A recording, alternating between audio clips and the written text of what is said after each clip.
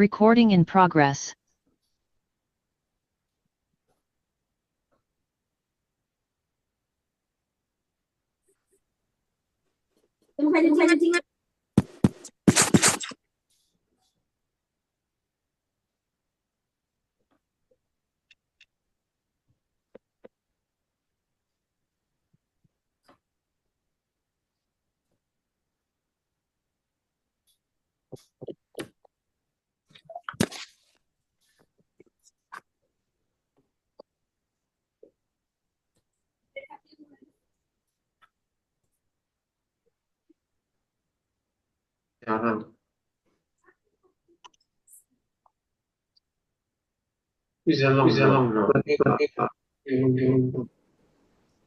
我昨天我还在等那个老师让我进去，我就回去了，我留给哦。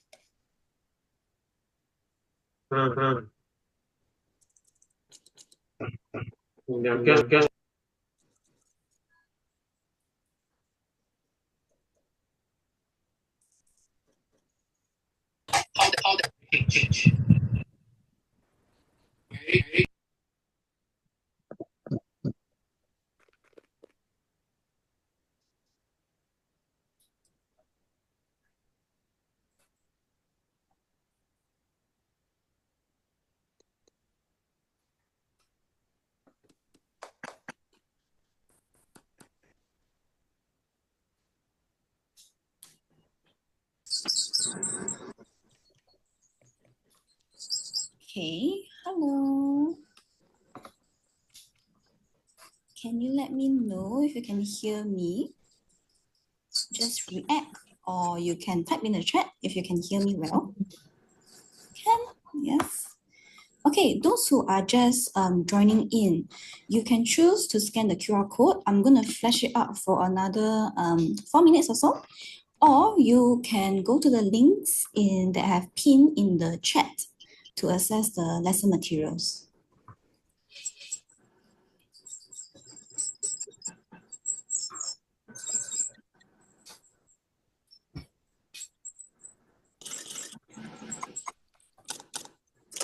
Let me just give those who are still coming in a bit more time to prepare the lesson materials.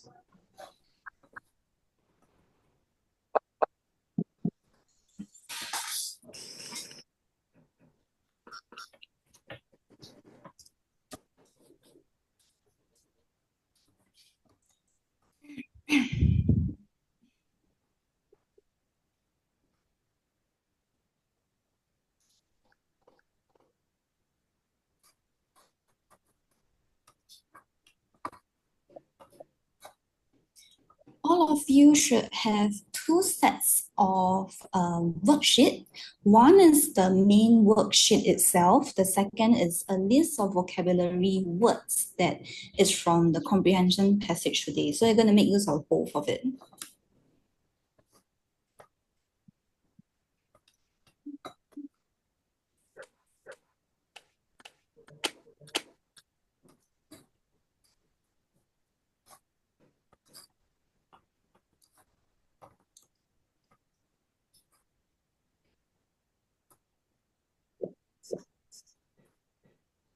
Okay.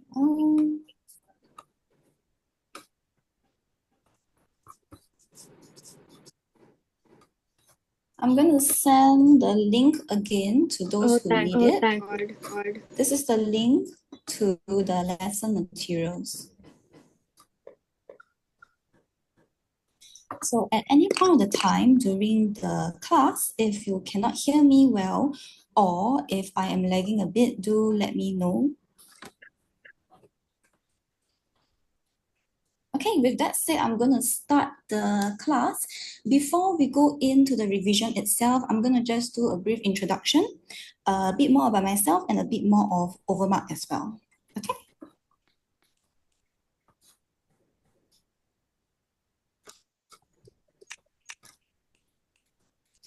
Okay, so welcome to our revision for English. We're going to be going through narrative comprehension and visual text comprehension. Those are the two components. If you attended the English session, I think it was yesterday, you will have gone through the expository and summary comprehension components with the other teacher. Now, a bit more about myself. You can address me as Miss Olivia or Teacher Olivia. I have taught pre-primary, so pre-primary is kindergarten, and then primary and secondary English as well, previously. But right now, I'm just focused on the O-level English. Now, as a teacher, what is my commitment is that I know that it's not very easy for students, or even as for myself last time as students, to grasp concepts or remember things very easily. So I always make sure that my commitment is to have a place where you are confident within your own space and pace to learn things and materials. So if you have any questions, do let me know. Even if I have to repeat myself, just feel free to let me know. You can drop it into the text. Privately is also fine as well. A fun fact about myself is that at one point of my life, I had 8 pets. So fun thing is that I like to ask students to try and guess the types of pets I had.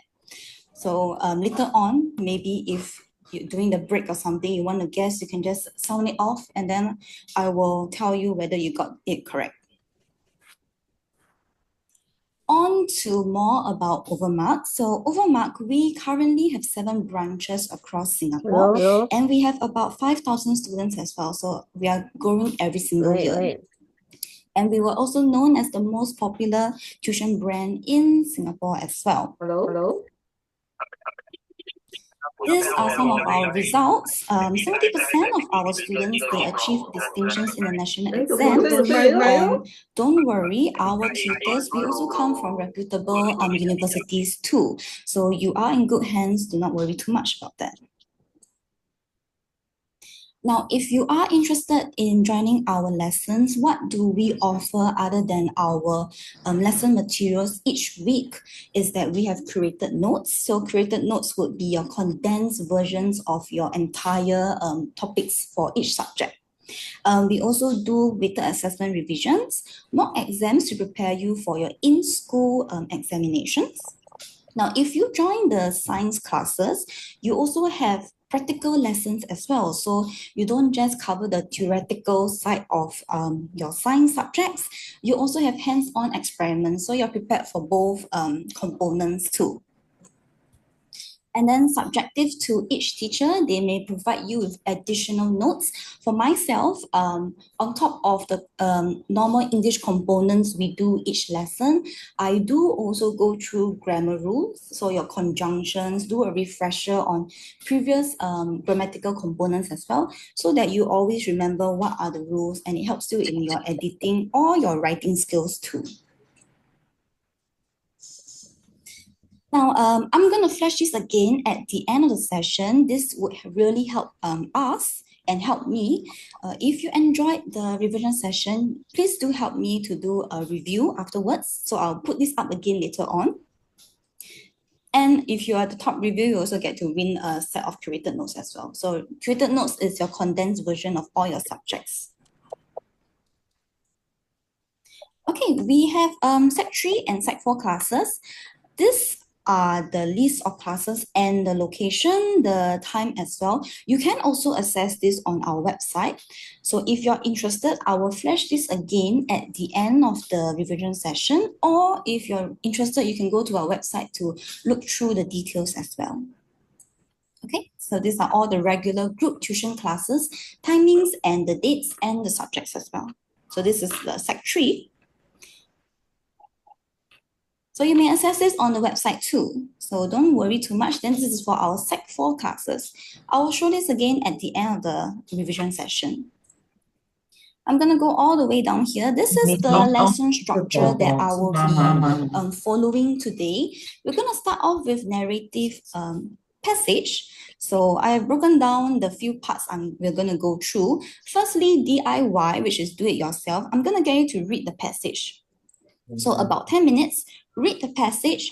On one side of you, you should have the paper, your main worksheet, and the other side, refer to the vocab list as well. So as you're reading, look at the vocab list. And then we're going to go through the breakdown of the passage. So helping you understand it a bit more, what does it mean? Next, I'm going to go through the question types for comprehension, and then we will go through the breakdown of each question. So suggested answer structure and details that you should look out for. Afterwards, I'll give you a few minutes to answer the question online, and then we will go through the answers at the same time. So that's how we're going to go through the narrative passage. Now, if the time permits, I will give you a short break. If there is no time, then unfortunately, I will have to quickly cover the rest of the components. I hope you do understand that. Afterwards, we'll go on to the visual text. I'm going to go through the details of what I want you to take note of to analyze visual text. And I'm going to do the same thing as the narrative passage. I will break down the questions with you and then get you to answer the questions on the spot as well. And then we'll go through the answers. Lastly, if you see here, the last box, I put extra time. I'm going to let you do the direct questions. So for narrative comprehension later on, I'm just going to go through all the other questions except direct questions. I'm going to focus on your inferential, focus on your combination questions. Those are the questions that most students usually struggle with. That is the focus for today. If there is time, we'll do the direct questions. If not, I will flash the answers and you can practice it at your own time. Okay? Any questions so far? If not, I'm going to begin with the narrative comprehension. So can you please have your vocab list and go to the narrative comprehension page. So this should be your main worksheet. What I want you to do is to look at the passage first with your vocab list on the other side. I'm going to give you about 10 minutes to read the passage and to do any annotations first before I break down the passage with you. Okay, so 10 minutes to read and do refer to the vocabulary list as well.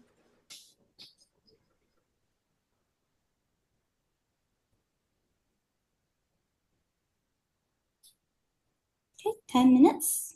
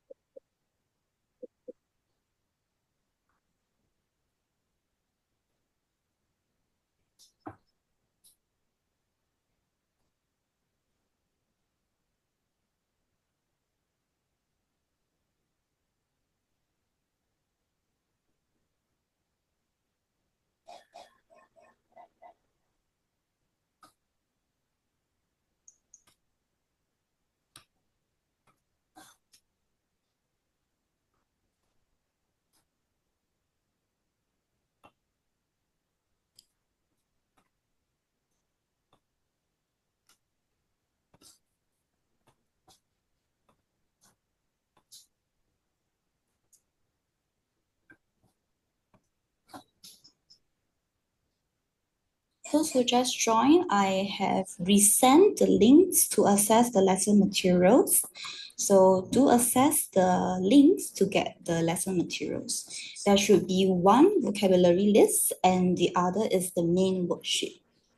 So right now, everyone is reading the passage. 10 minutes to read the passage and do refer to the vocabulary list as well.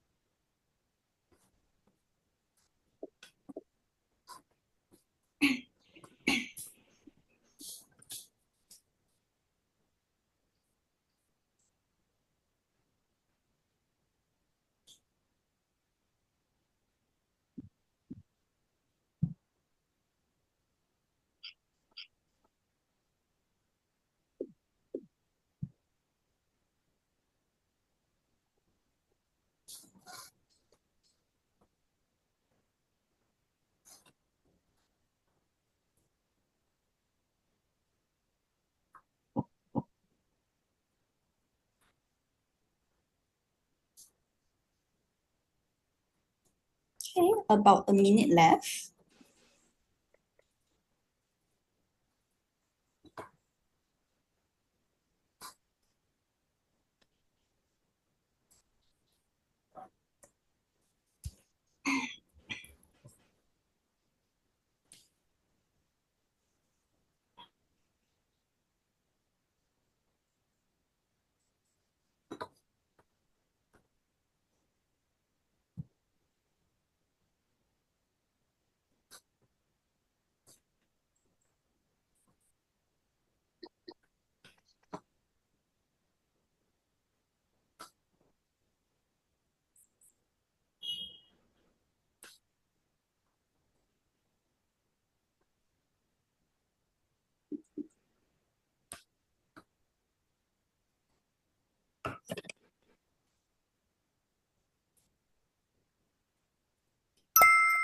All right, let us begin. Please go to the page with the narrative passage.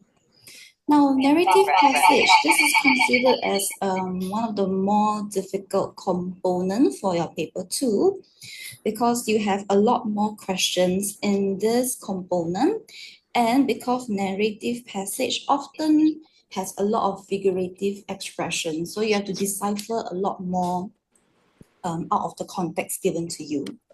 So our passage for today, this is a text below. It's about a man who is obsessed with his social media profile.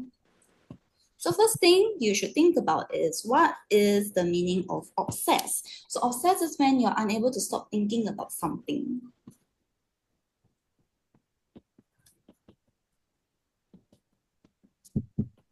So this gives you a bit of background context to what your passage is about.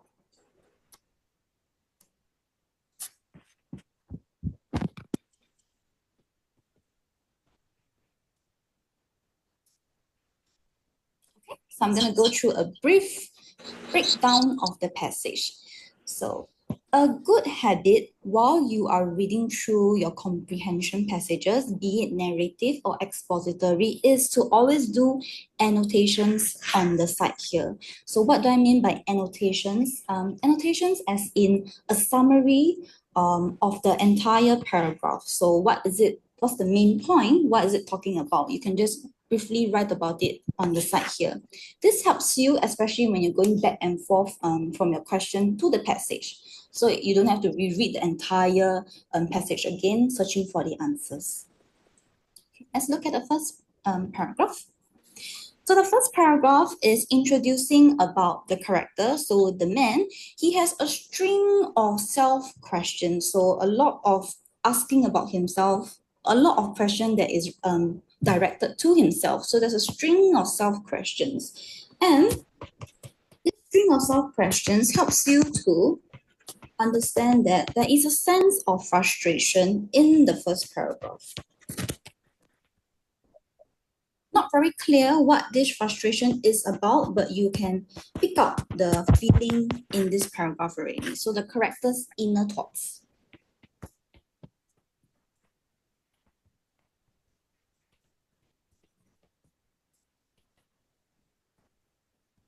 So that is an example of doing annotation. Now, moving on to paragraph 2. Here, they finally introduce about the social media profile, what he does in order to curate this social media profile. They go on to state things that he puts into detail. So first thing is that he curates all of the details about him. So what he does, his knowledge as well. All of this point to the sense of curation. So a formation of his social media profile. Why does he do all of this? He's trying to be very relevant.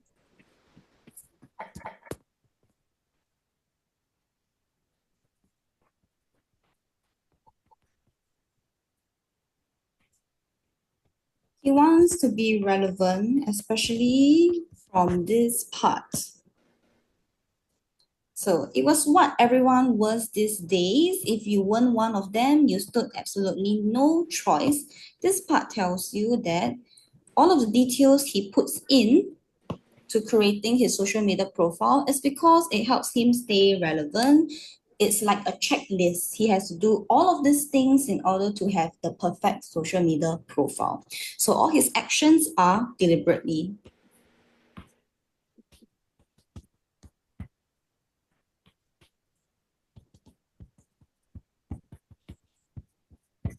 Or intentional.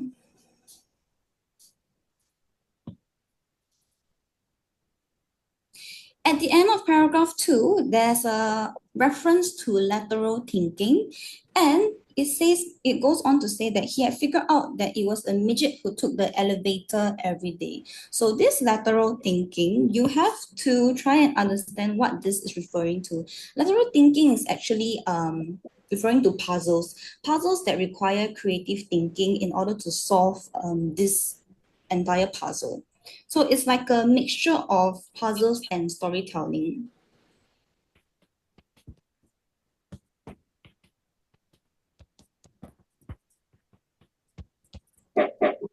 So this is referring to one particular such lateral thinking puzzle. I'm going to show you what he is referring to here. Okay, I'm going to flash it.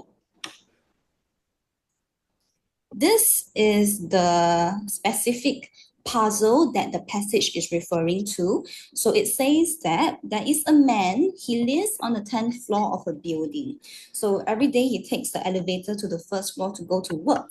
But when he returns, he only takes the elevator to the 7th floor, and then he walks the remaining flights of stairs all the way up to his apartment, which is on the 10th floor. So the question is, why does he do this?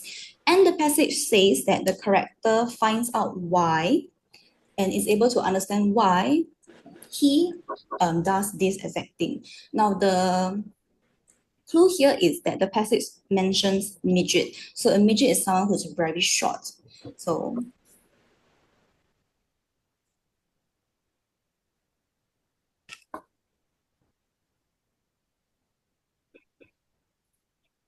the answer for that particular puzzle here is that because he's very short, he's not able to reach the button to the 10th floor. That's why he has to walk all the way up when he goes back home. So this is the lateral thinking puzzle that is referred to in the passage. Now, this does have to do with a lot of deciphering. I mentioned just now narrative passages requires you to decipher a lot. They may not explicitly state what it is referring to, so it can be quite confusing in this sense. So that's what this part is referring to. It's a bit difficult to understand for this part. That's why I went through this section. Now, however, even though he does all of this, he states in the end here that he thought that by saying that he's able to solve this puzzle, it will make him seem ingenious. And then he say, also he thought. So what does he mean when he states this is that there is an expectation from him that it will make him seem more clever, more interesting. However, it is not so. Why? Because this particular puzzle about the man in the elevator is a very popular puzzle. So when something is very popular means the answer is also very well known. So in the end, all of this effort to make himself seem very impressive actually does no effect on him at all. So that's what it is trying to mean. So he did clever, but it's actually the opposite effect.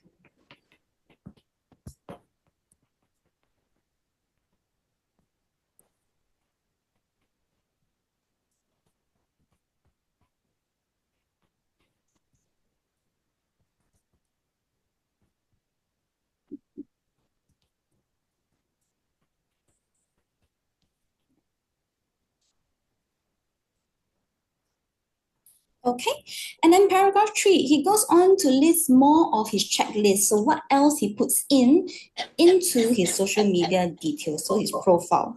He talks about books, how he's very well-read. He talks about the different types of books as well. So this, he mentioned a particular title, The Fountainhead.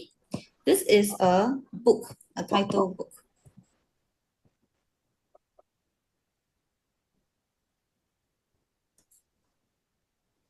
And then he goes on to say that this particular book is the intellectual's Bible. So what does it mean by intellectual's Bible? This is a figurative expression. So when something is referred to as a Bible, you're trying to say that this thing is considered as like the ultimate source of information, and that everyone has to follow this like a particular guide. So something referred to as a Bible means it's like a guide.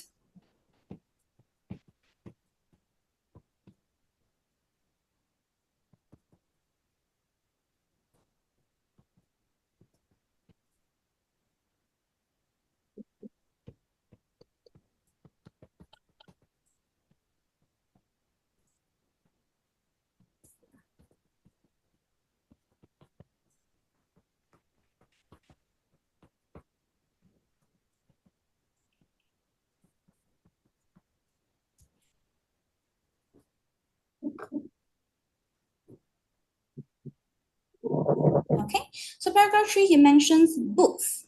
Books he's interested in, and then he mentions that he is very interested in movies as well. It is his trump card.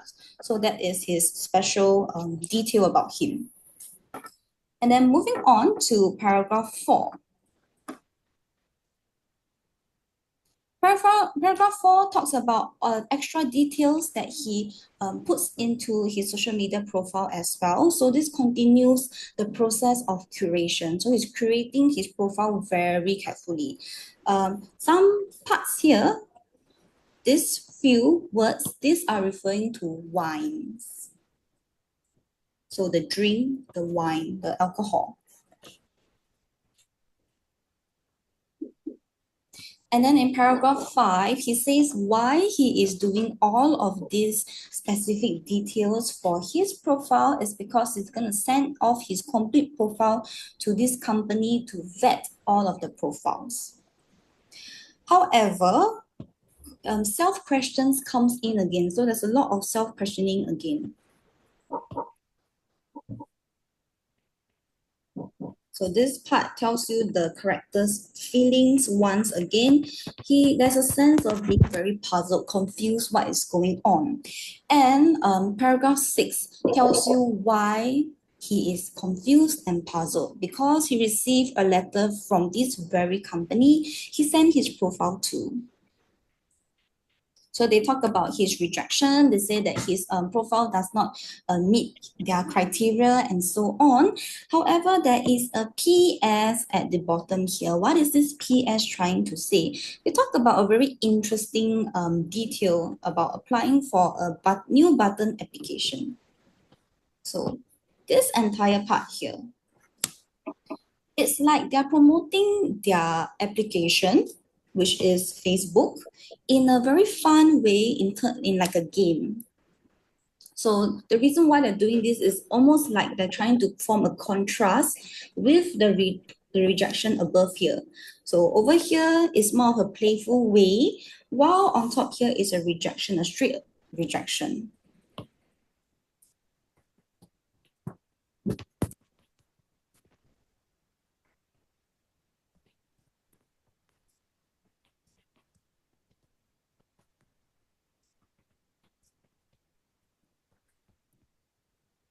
So this entire part contrasts the above rejection.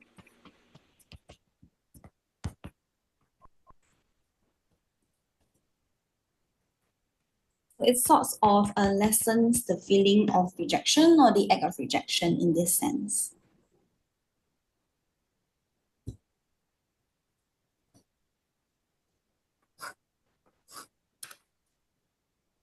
Okay. And then paragraph 7, paragraph 8, that's your ending parts where he ends off, he puts the letter away, and then he tries to go to sleep. They talk about pills that he takes as well, but it is not working at all. So we have gone through briefly about parts of the passage that requires more deciphering, so your figurative expressions. So I've gone through that as well. Now I'm going to go on to the questions itself.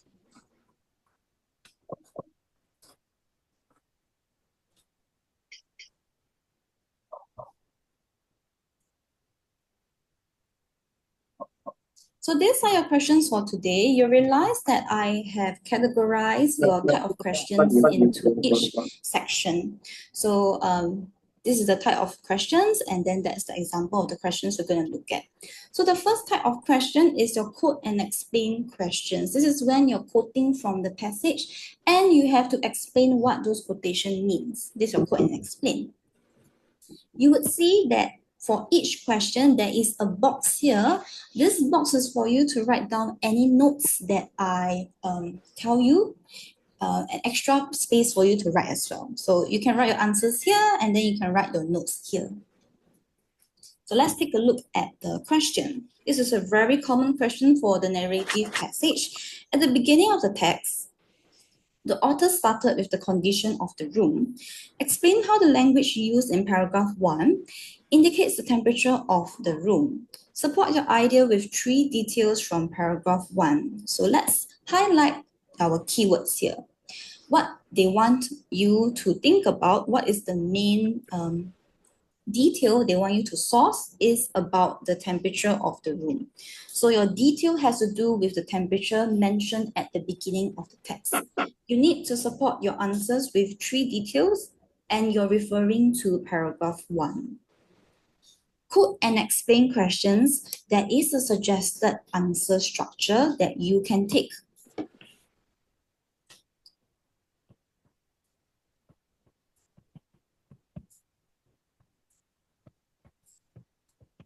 Now, because you have to quote 3 details, a way to structure your answers clearly is to make use of this structure. So you can firstly state, so this is your first quotation, you say firstly.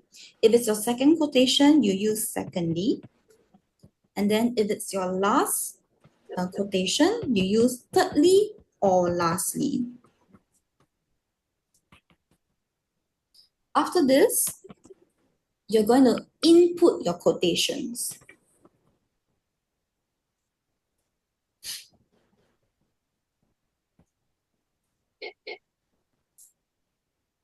Okay, and then the next part is to explain what the detail means. For explanation, I do not want you to use shows. Use other words such as implies,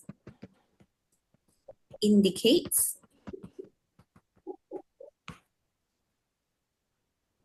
illustrate, or highlight. Okay, so try to remember at least 3 of these words and use different words. Do not keep repeating the same words as well. So this is the structure that you can take for quote and explain questions so that your answer structure is much clearer. Yes, suggest is also good.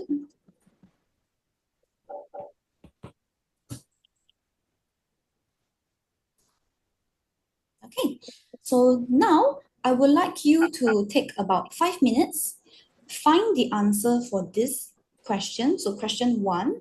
Afterwards, I'm going to go through the answer on the spot before we go on to the next question. Okay, so 5 minutes to write out your answer for this question.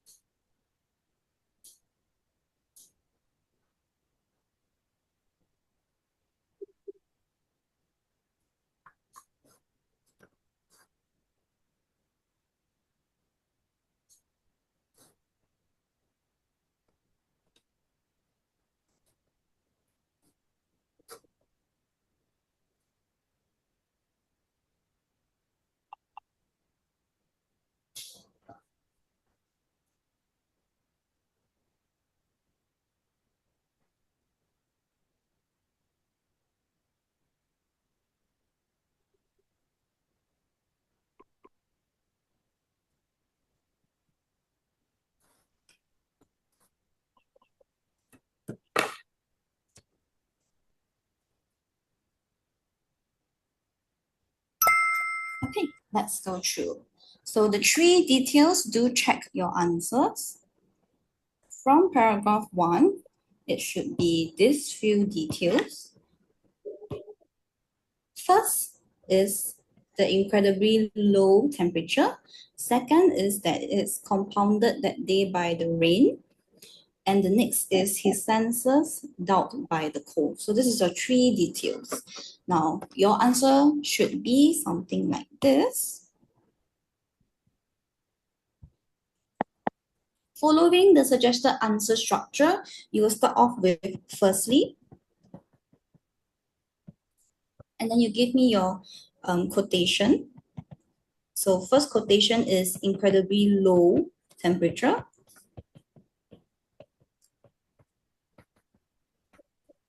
And then you give me the explanation. So what does this mean? It means that it indicates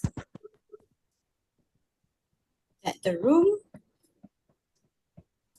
was very cold as the air conditioner's temperature was set very low.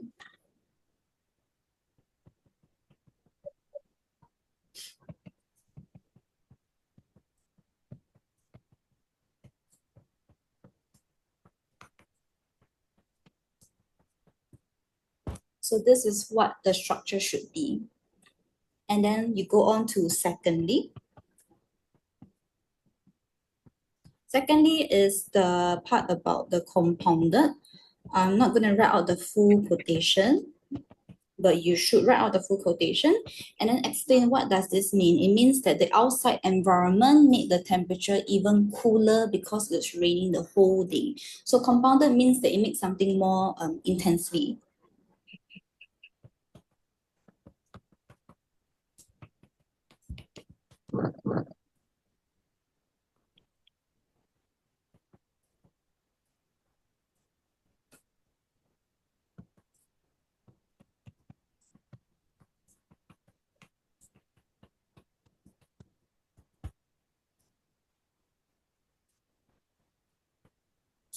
And then lastly, so your last quotation.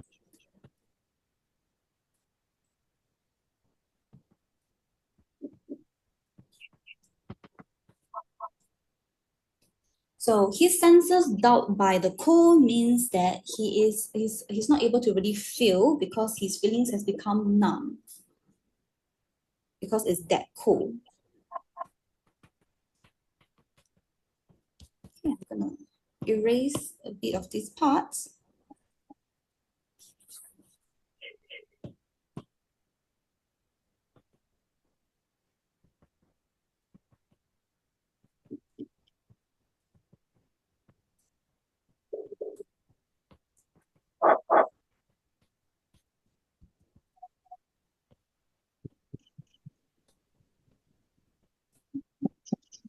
Okay, so this is how your entire answer would be like for a quote and explain question. So it's very clear.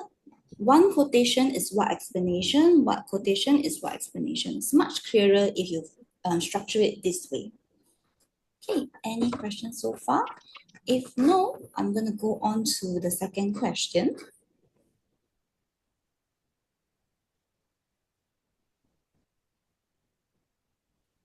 Okay, can I push up? All good.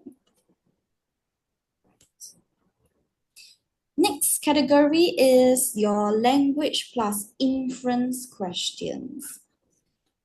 So let's take a look at the first question here. In paragraph 1, what did the writer want to emphasize by mentioning hours of concentrated effort, watts of cash? So they have given you a quoted phrase. This is your quoted phrase. Whenever there is a reference to your quoted phrase, you have to decipher this phrase. So what I mean by decipher means you have to try and understand what it's trying to say. If it's a very long phrase, break up the phrase into parts so that you're able to decipher it better.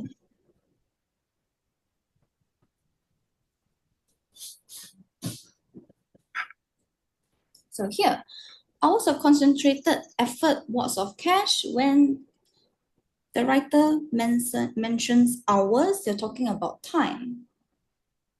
So it's reference to a lot of time spent. Next part is watts of cash. Watts means a mass of something, so that's a big amount.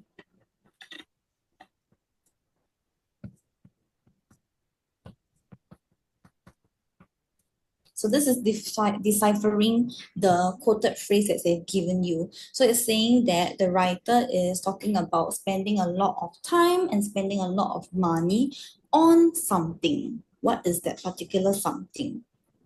So suggested answer structure, you can take.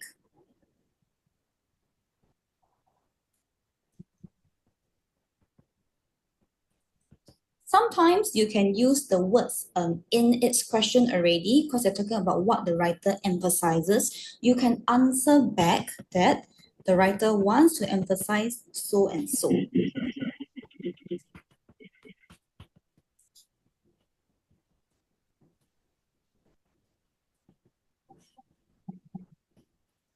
Okay. Can you just take about 2 minutes to answer this? And then I'll go through the answer. So at 1:23 p.m., I will write down the answer for this question.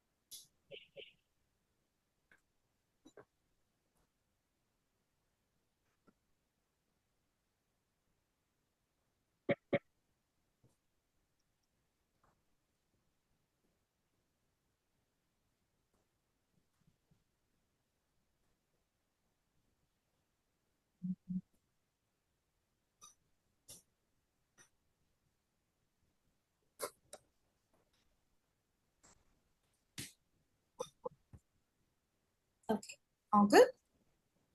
So answer for this is that he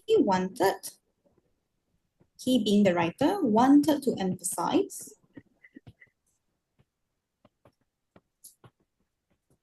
that he had spent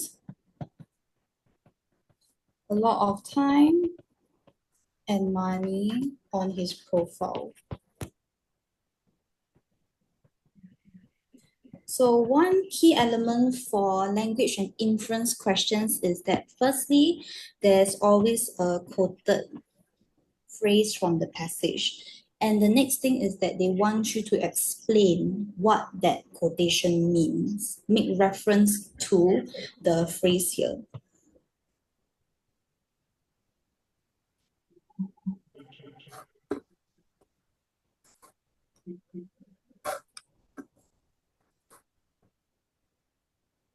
Okay, someone mentioned, since I told you to explain the quoted phrase, what about the part effort? Effort is linked to the amount of hours that you spend on something. So when you talk about how much time you're spending on something, that is also answering how much effort you're putting in that. Because you spend a lot of time on this particular thing, you are putting a lot of effort in it. So it explains that part already. Okay. Let's look at another language and inference question so that you get more practice with this. Okay, I'm going to move on. Next one. In paragraph 2, what does "it was what everyone was these days" tell you about the man's profile? So again, they've given you a quoted phrase as well. This is your quoted phrase. And this time they want you to make reference to the man's profile, so the social media profile. So once again, decipher the quoted phrase. Understand what it is talking about.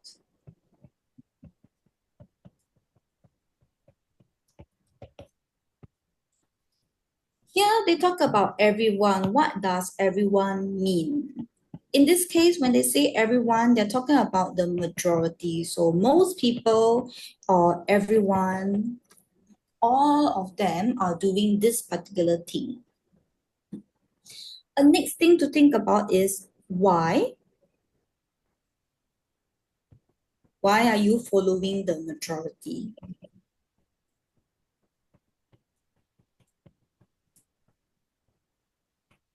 So why is that so?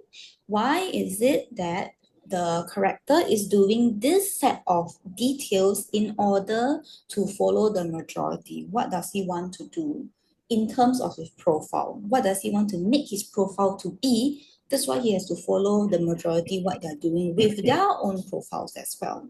Why is he doing that? So, answer structure.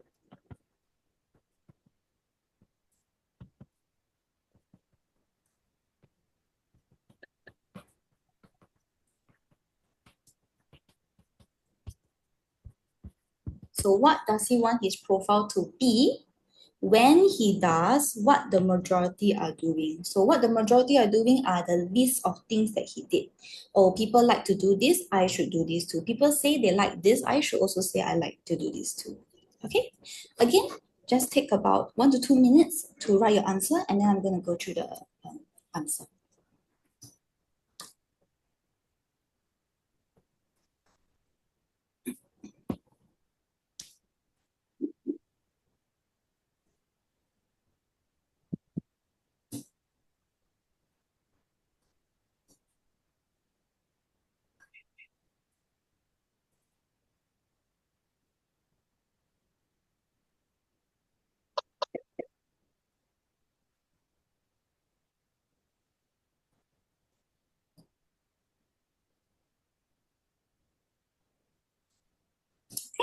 So the answer, why is he following that checklist of details to do, is because he wants his profile to be trendy or fashionable. He wants to be relevant to other people.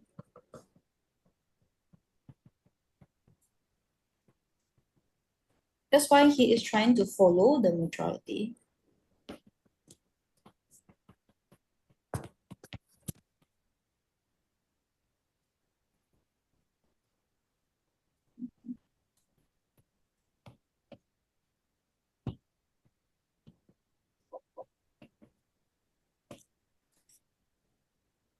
Okay, those who did not manage to copy the previous questions, I will flash it again at the end of the session instead. Okay.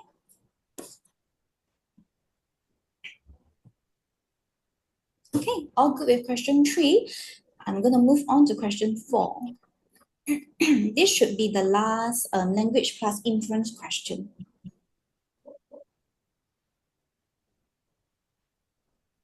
So another type of language plus inference question is when they ask you about unusual and effectiveness. This is what question 4 is about. So question 4, they are going to reference to paragraph 7. The writer mentioned that the character waited in giddy anticipation. Giddy anticipation, you have your quoted phrase again. So that means you have to decipher what this phrase is about. Next thing to take note of is that this is an unusual and effective question. Unusual and effective question, this is also known as your irony questions.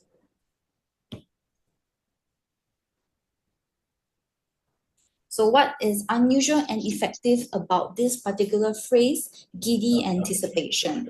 When you have an unusual and effective question, these are 3 steps you should do.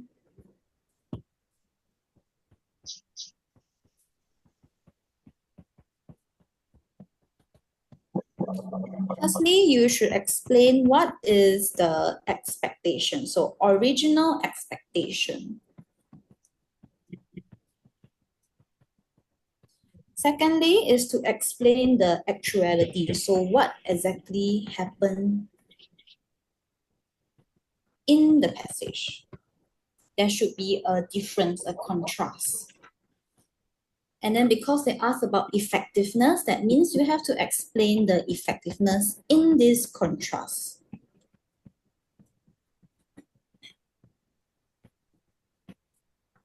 Okay, so that's for unusual and effective questions. Explain expectation. What's the original expectation? What did they expect at first? Secondly, explain what actually happened. And lastly, explain the effectiveness of it. Same thing, decipher the quoted phrase. What does giddy anticipation mean? In this case, because it's a phrase together, you can look at the words individually first before you bring it together.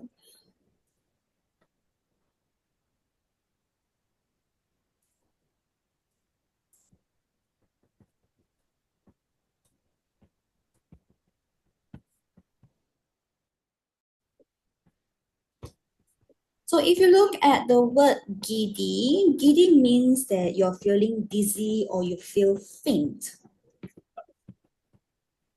And if you look at the word anticipation, that means you are expecting something. There's a sense of expectation.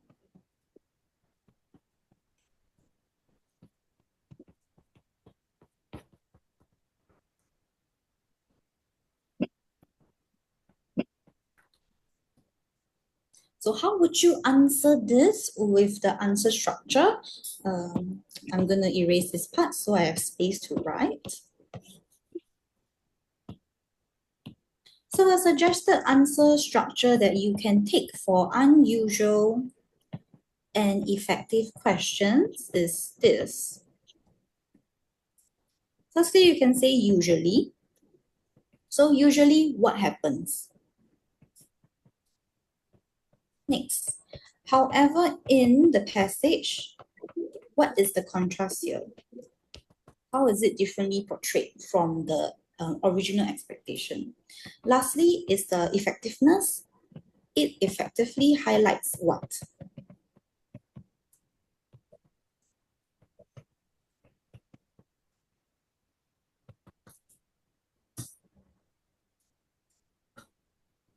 So what you should do here is go to paragraph 7 and figure out what is the character waiting for. What is the thing that he is waiting for in giddy anticipation?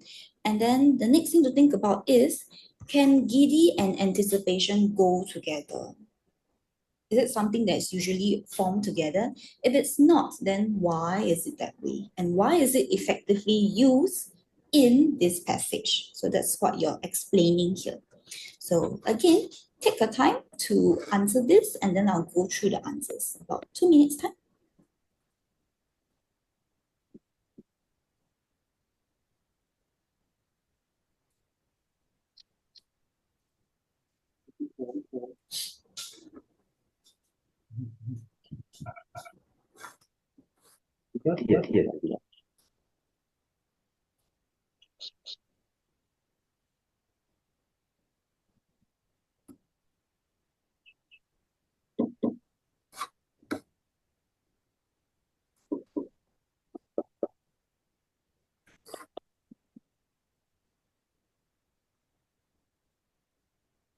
Okay, looking at the time as well, I would have to be a bit faster due to time constraint.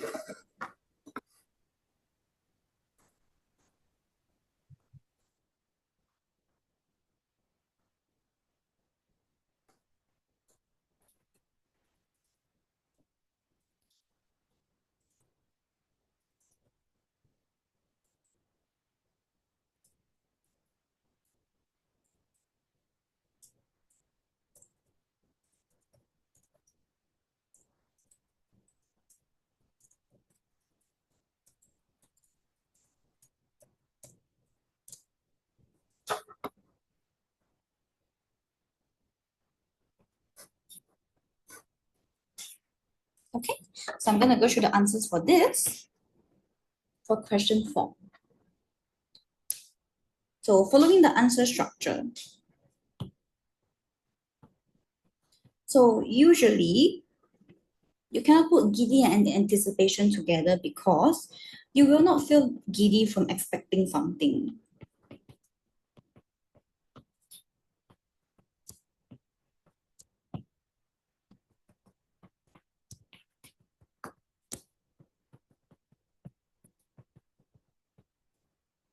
This is the expectation, original expectation. You don't feel giddy if you're waiting for something. However, in the passage, they say that the character feels so.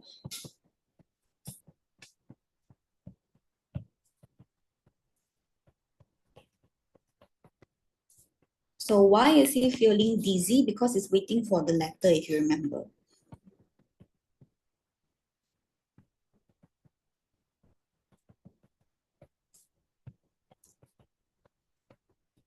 And then why did they phrase it this way? It's because they're trying to highlight how eager the character is waiting for the letter.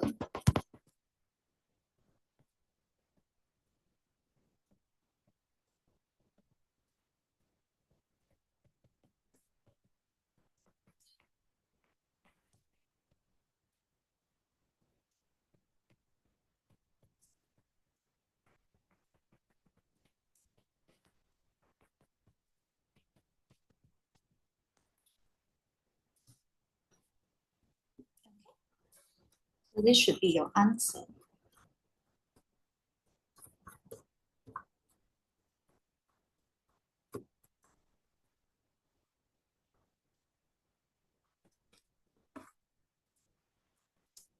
There's two more questions for the narrative passage. I'm going to leave the direct questions and the global question for at the very, very last, if there's time to go through.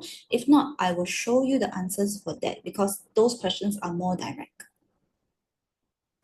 And then I'm going to move on to visual text soon.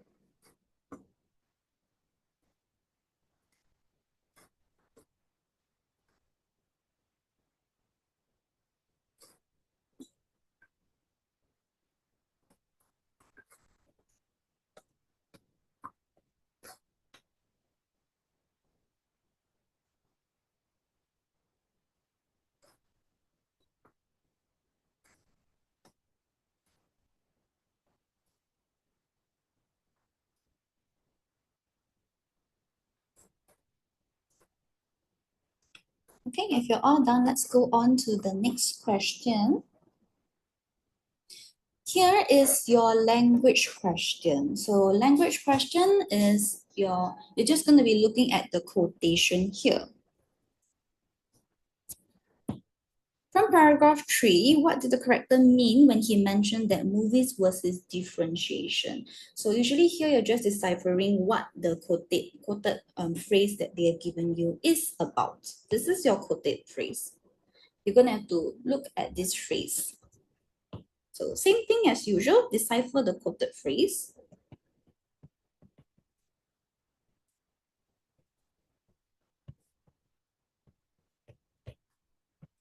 Here you're going to look at the word differentiation. So what does it mean? Differentiation is talking about being able to distinguish yourself from others.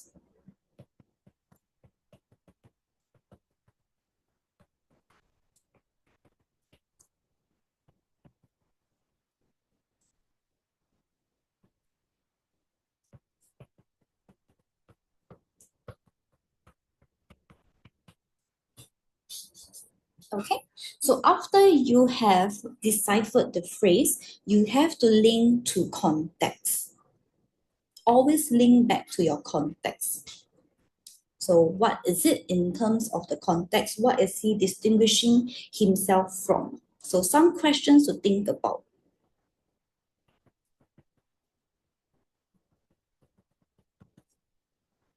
So why does he want to differentiate himself?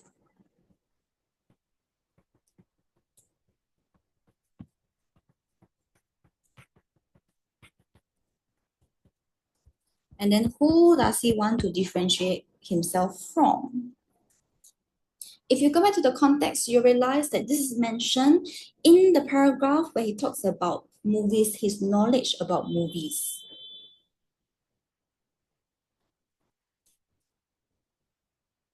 Okay, and then answer structure that you can take.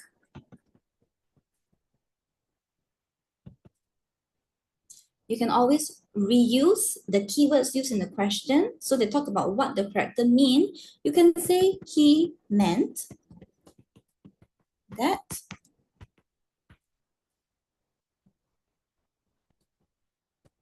would make him what? So by differentiating himself, what would that make him? Okay. Again, take about 1 minute to write your answer out.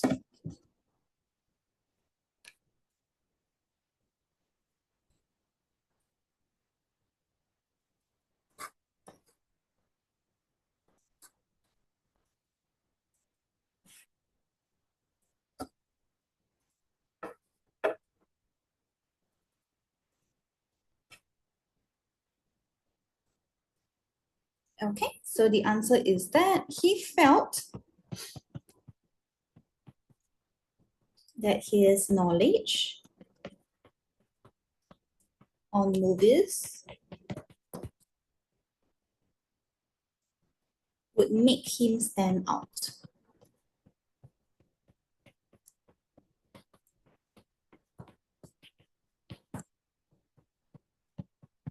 So another thing as well, especially when it comes to language questions or language plus inference questions, you realize that when you decipher the quotation, you should use the deciphered meaning in your answer as well. So you don't repeat the word differentiation, you use your own understanding of that word instead. That's explaining the language.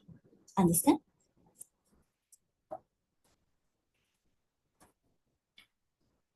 Okay, all good. I will move on to the last narrative question for our comprehension, and then I'll go through the visual text.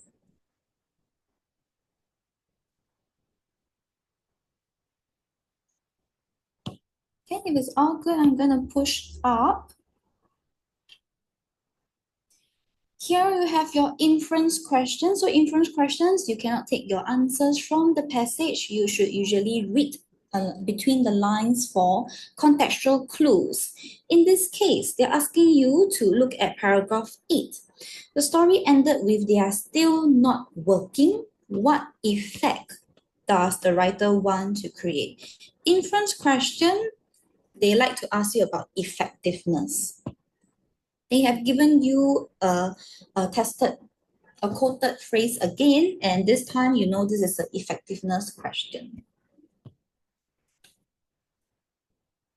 So your quoted phrase is a bit vague in this sense where they only tell you they.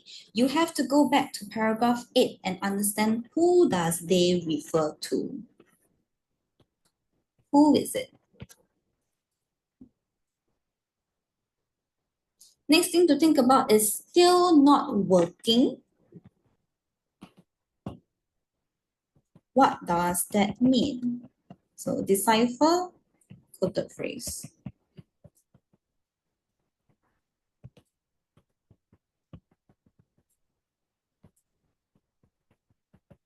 A clue here is the word still. When you use still, you're trying to say that there was an expectation that something was supposed to work.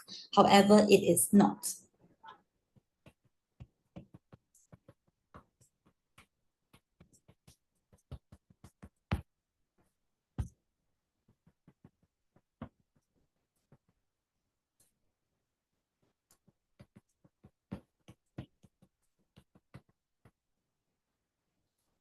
So you have to go back to the passage, figure out what does they refer to and why is it not working. So next thing to think about, because this thing is not working, how does the character feel?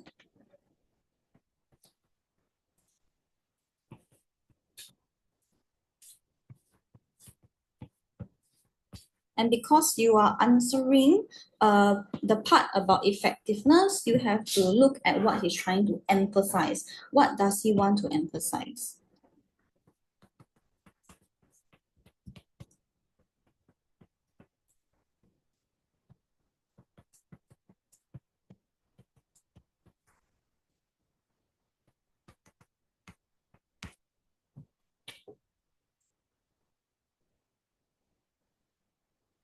Now for effectiveness questions, I do want you to do the same thing as the first question. Do not use show, use emphasize. This is a better word.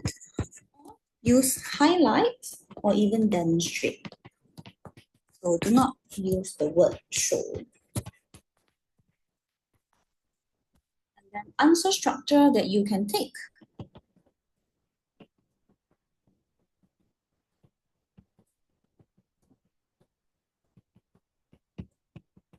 He wanted to emphasize what and what.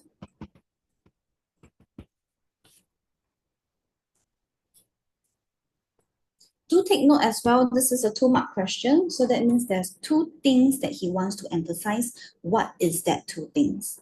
Again, take about a minute to write your answer.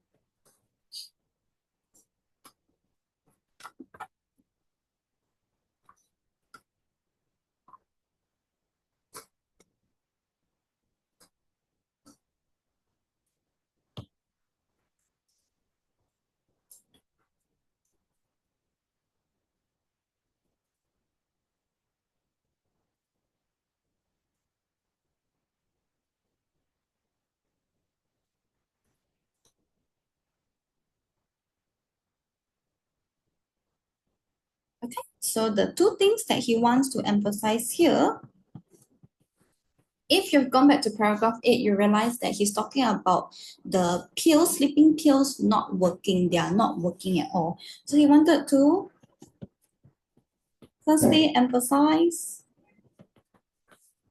how,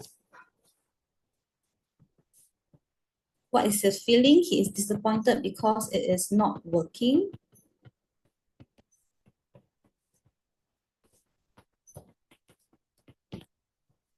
This would be your first mark, and that the sleeping pills did not work.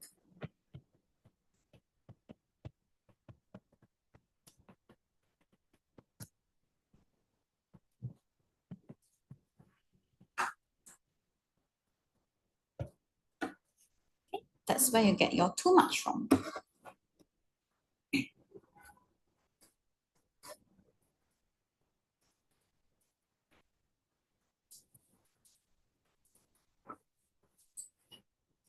Once you're done, I'm going to go all the way to visual text. So I can go through the visual text part with you, and we can quickly go through the questions for that.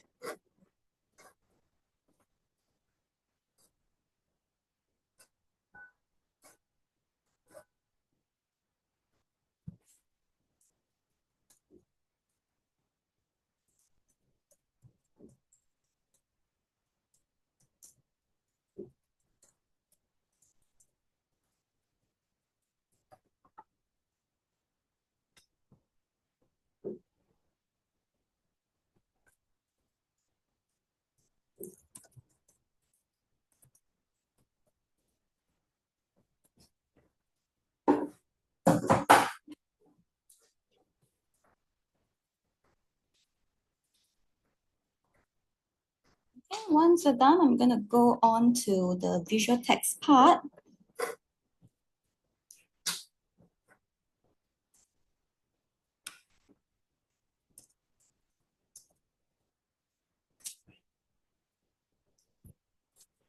Before I look at the actual visual text comprehension, can you go and find a space where you can write down some notes? I'm going to go through some notes for you to take note of. So for visual text, there's always a poster for you to look through. You have to try and understand what are the details in the poster that you have to pick out, and try to understand why did they use that particular details in the first place. So this is all about breaking down the visual text.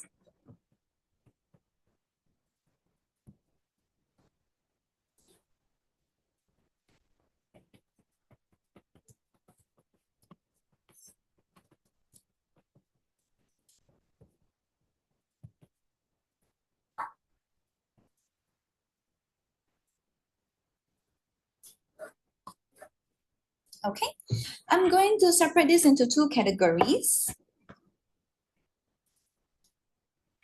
First category in the poster should be your heading and subheadings.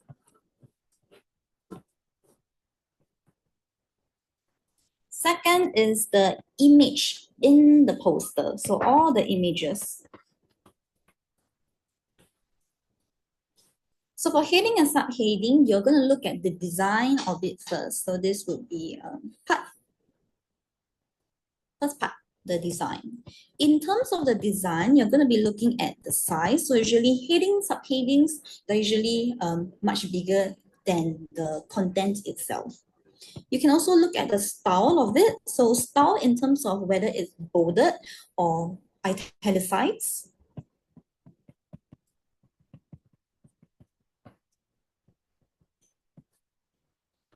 Sometimes they may ask you, why is this certain part bolded in the questions.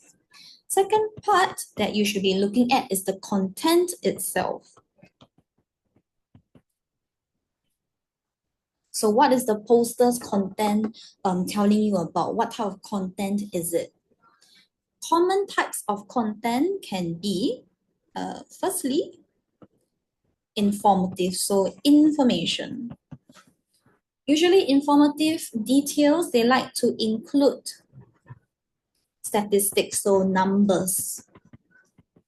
And then why they like to have statistics? Because it conveys severity.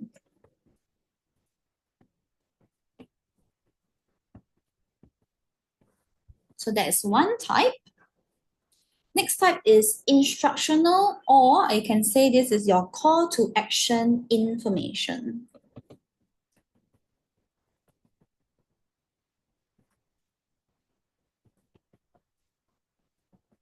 For this type, that means there should be action words. So action words are verbs that your readers or the organizers of the posters, they want you to do.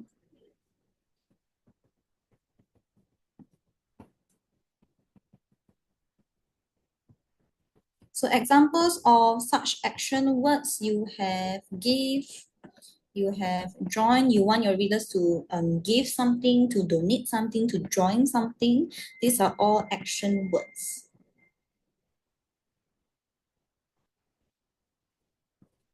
So this is instructional. Next set of category is inclusive words. So inclusive words can include words such as you, us, we, together. All of this, there is a direct addressment to the reader. So it forms a relationship between the advertiser of the poster and the reader.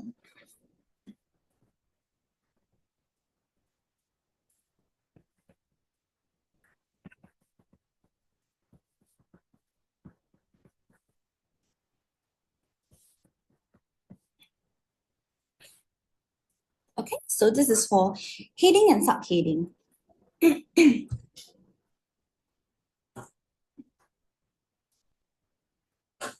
Okay, all good. Can I move on to the image? Now, if you're looking at the images in the poster, what you should be doing is to divide it into your literal description and your figurative description. So literal description, they're talking about what you exactly see in the poster itself.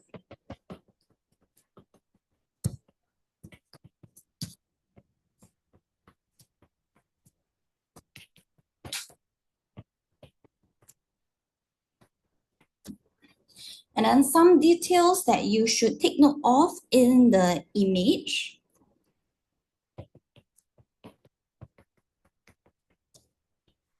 Can be like location, where is the image? What is the context of it? If there are characters, what are their expressions? What are they doing? So their actions.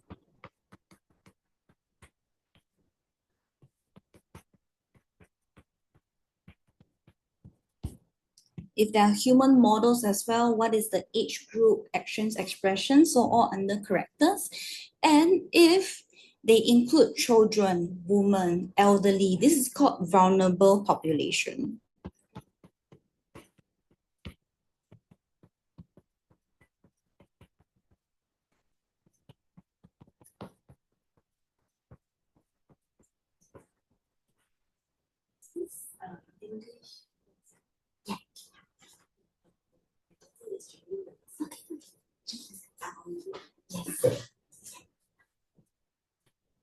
So that includes children, women, and elderly as well. These are your vulnerable population. So a reason why they like to include this particular population in posters, sometimes they like to evoke sense of emotions or sympathy, because if you see this vulnerable group of people, you usually want to help them more.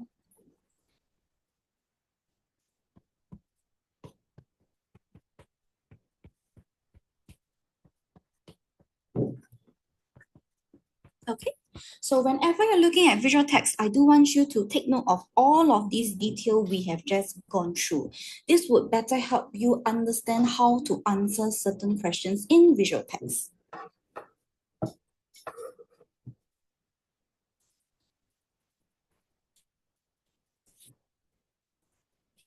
Okay, if you're all good, I'm going to go through the visual text quickly, and then we're going to go through the questions itself.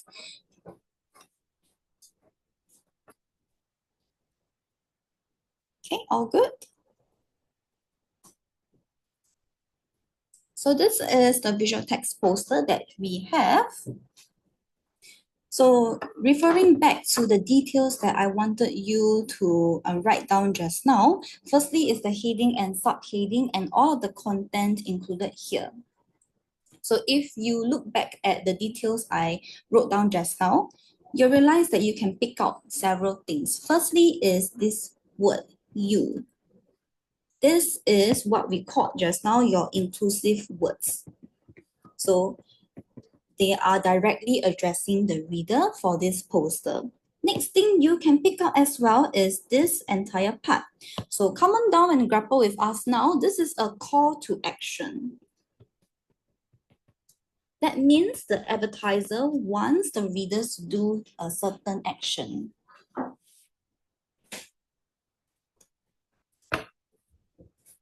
So you have your inclusive words and you have your call to actions as well.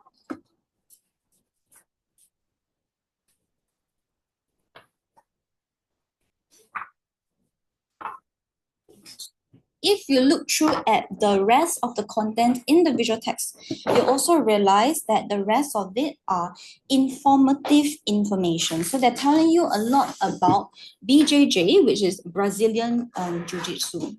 So all of these are all informative.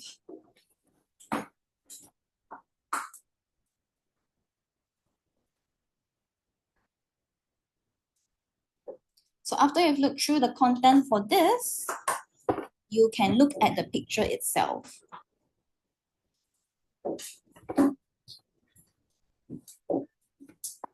So just now when I said to analyze the image in the poster, I want you to look at the literal and the figurative. So literal means exactly what you see in the picture. So here, literal,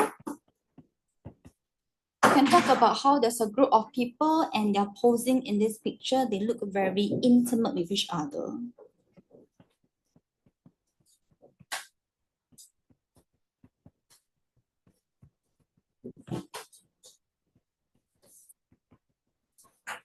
Now, if you look at the other image, your literal description here, what can you see is that they are much younger as compared to those in the first image itself. So these are two young children. And they are participating in BJJ. So they're in the BJJ class as well. So they cater to very young children as well. Okay, so this is how you're going to break down with all the details that I went through just now. Okay, let's move on to the questions itself before I end off the revision session for today. Okay, all good?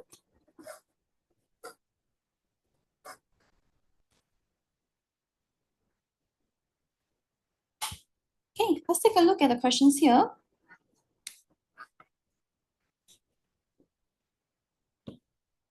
So here we have the first one.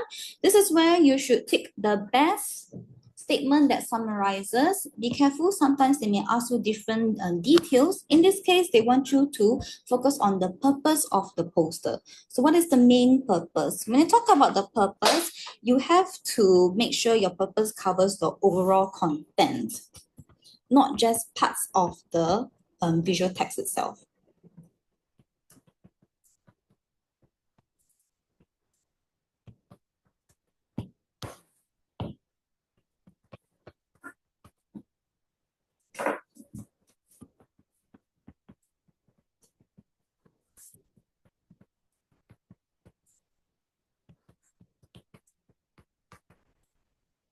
So if you read the statement here, the first is talking about highlighting the positive community. This is mentioned in the poster, but it's not the overall theme that the advertisers want to tell readers.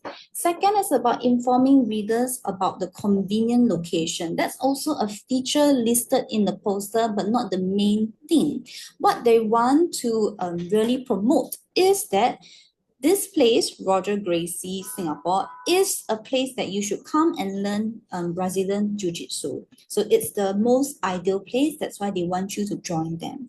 That's why the third statement is the best statement that summarizes the purpose of the entire poster. Okay.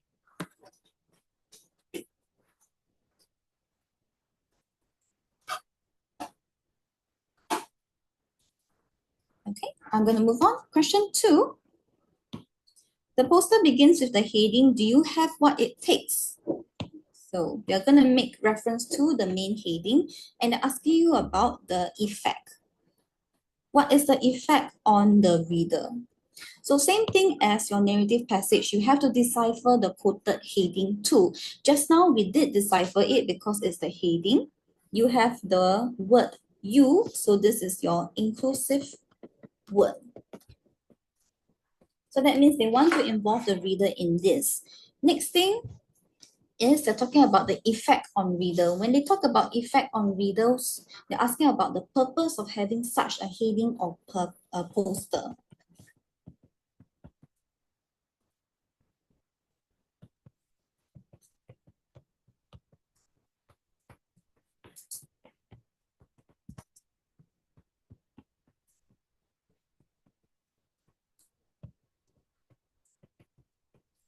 That means that your answer should include action words.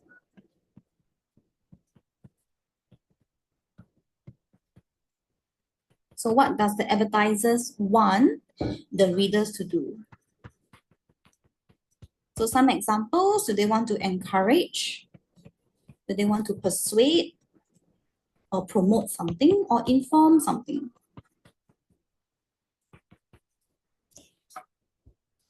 So in this case, for question 2, they want the readers, they want to involve the reader by using the pronoun you.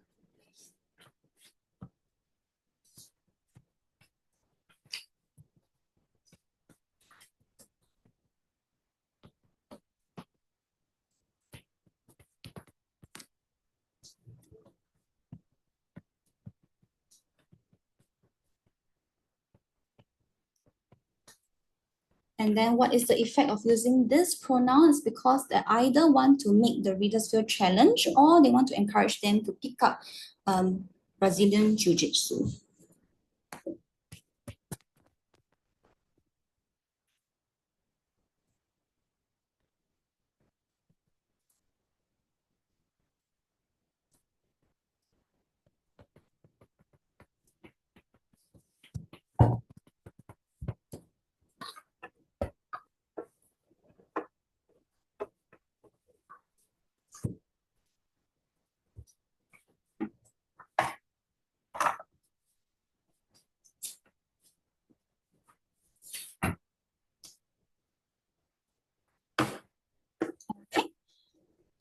No questions? I'm going to move on to question 3.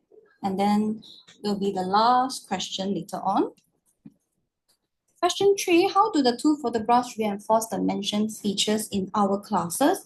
Our classes is a category in the poster itself, so you have to refer back to that. What you have to look at is what does the word reinforce mean and what is the mentioned features there. Reinforce is talking about supporting something or further strengthening something. So if you go back to the poster, the mentioned features, they talk about a sense of community, and they talk about how there is classes for very young children. That's the mentioned features.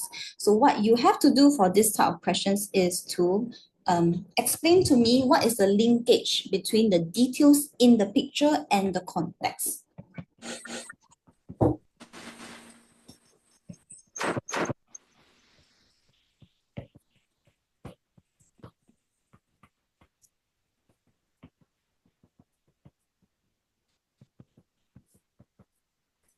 So this is what you have to explain. So answer structure for this is that you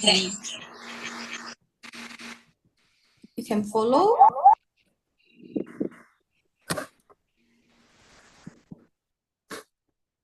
For this, you can follow this answer structure. You can say photograph A, what does it depict?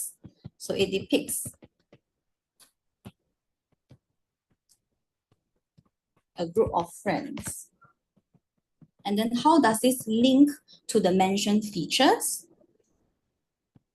It represents the sense of community, which is a mentioned feature.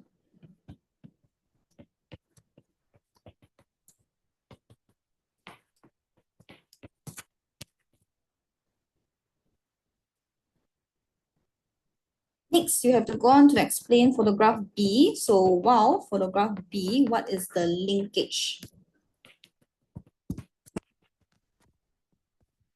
I'm going to erase this part. So, illustrate young children.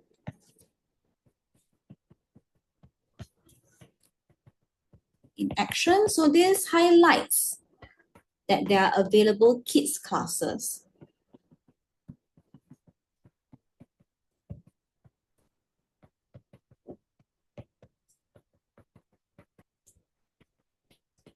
Okay, so every time when they talk about reference to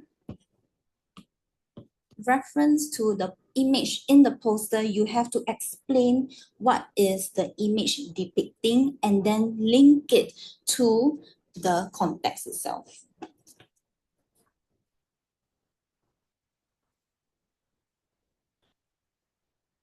Okay, if it's all good, I'm going to move on to the last question.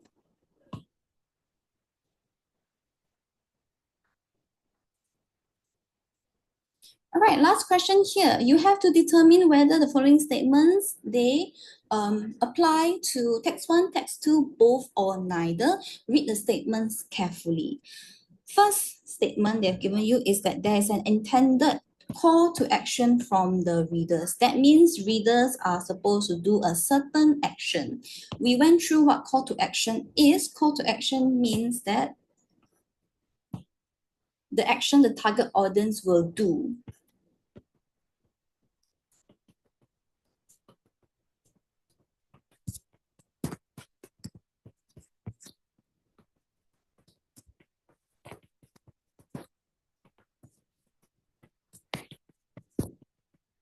So is there a direct call to action in each of the text 1 and text 2?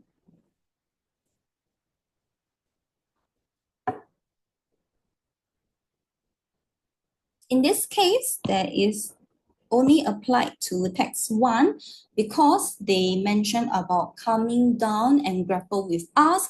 We highlighted this just now as well. That is your call to action statement, which is this part. So this is the call to action. There's a direct addressment to the reader. Okay, last, the text evokes a tone of enthusiasm. So usually by tone, you look at the punctuations, usage of punctuations.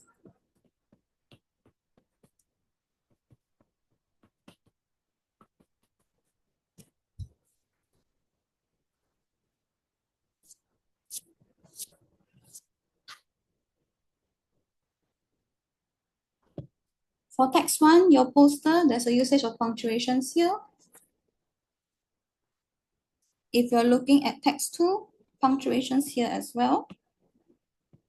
So there is a sense of enthusiasm. So this answer is for both. Okay, I did not go through a deep dive into text 2 analysis because that is more straightforward. You're reading the text itself. What I wanted to focus on is how to analyze the visual text. Okay, so this will be the last question I will go through. Now, I'm going to flash the answers for the direct questions and the global question so that you can practice at your own time.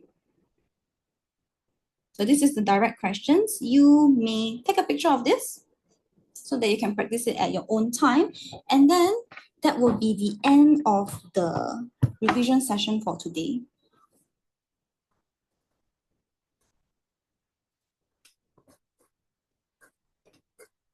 Okay, so if there's no further questions, you can leave after taking picture of this. So this is for direct questions. This is for the global questions.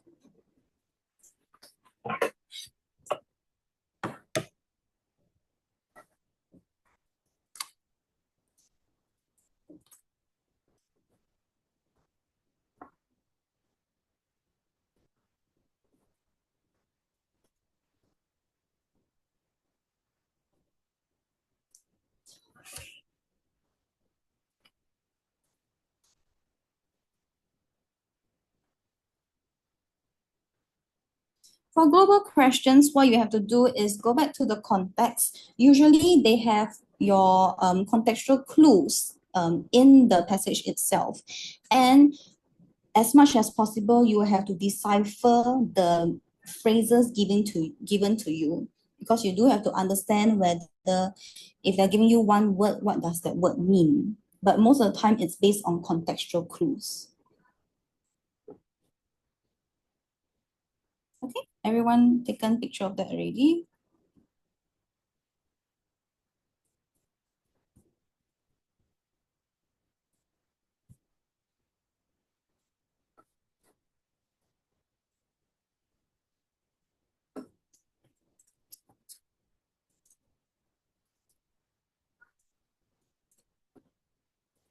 Okay, if there's no further questions, you may leave